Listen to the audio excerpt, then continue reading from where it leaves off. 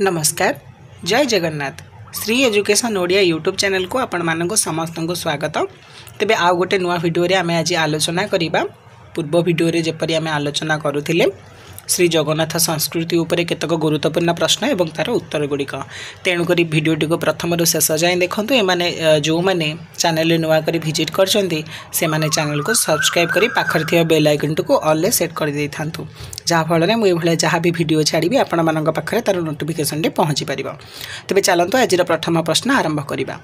श्री जगन्नाथंकर पुष्याभिषेक उत्सव केबे पालित हुए? श्री जगन्नाथंकर पुष्याभिषेक उत्सव पौष पूर्णिमा पालित होता है। श्रीमंदिर भूसंपत्ति को श्रीमंदिर परिभाषा रे कौन कह जाए? श्रीमंदिर भूसंपत्ति को श्रीमंदिर परिभाषा रे कह जाए अमृत मणोही।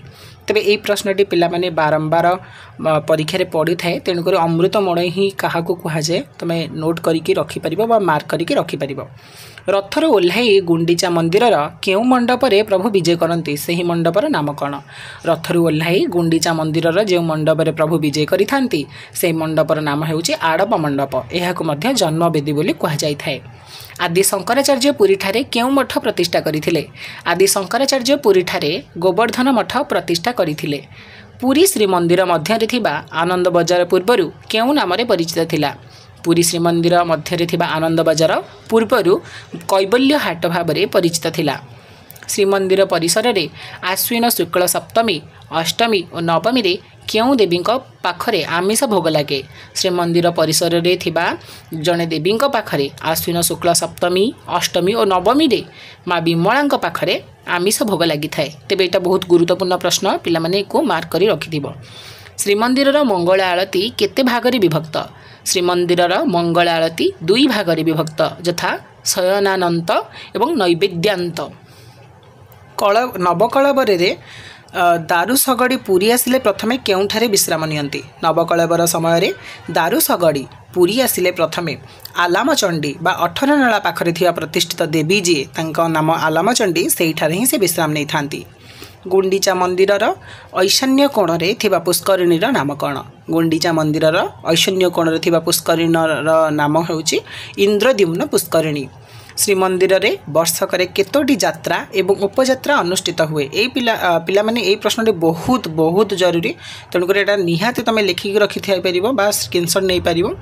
श्रीमंदिर रे वर्षकर 13टी यात्रा होता है और 27टी उपयात्रा होता है। एकाक्षर मंत्र कौन? एकाक्षर मंत्र हेउची ओं। एहाकु प्रणव मंत्र मध्य कह जाए। एमार मठ केउ वैष्णव संप्रदायर मठ? एमार मठ हेउची रामानुज संप्रदायर मठ। विष्णुंकर वक्ष शोभित मणिर नाम कौन? विष्णुंकर वक्ष शोभित मणिर नाम हेउची कौस्तुभमणि।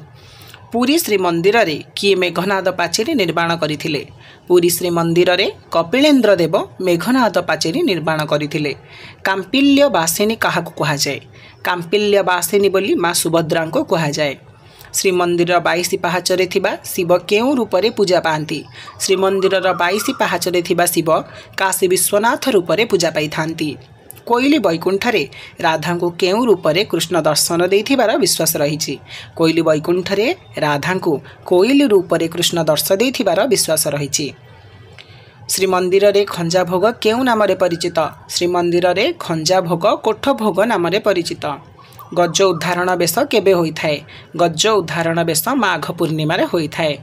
केउ सेवक स्नान पूर्णिमा 108 गरा पानी स्नान मंडप रे जोगाई थांती? गरा बड़ू सेवक स्नान पूर्णिमा 108 गरा पानी स्नान मंडप रे जोगाई थांती। गरुड़ स्तंभर उच्चता केते? गरुड़ स्तंभर उच्चता हेउचे 10 फुट। केउ तिथि रे चतुर्धा मूर्ति गुंडीचा यात्रा करती? आषाढ़ शुक्ल द्वितीया तिथि रे चतुर्धा मूर्ति गुंडीचा यात्रा करती। पिले यही प्रश्नटा अतीव इम्पोर्टाट, कारण यहाँ तुम रथ यात्रार केबे पालन करा जाए तार तिथि एवं लग्न उपर आधारित प्रश्न, तेणुक निहाती मन रखिब।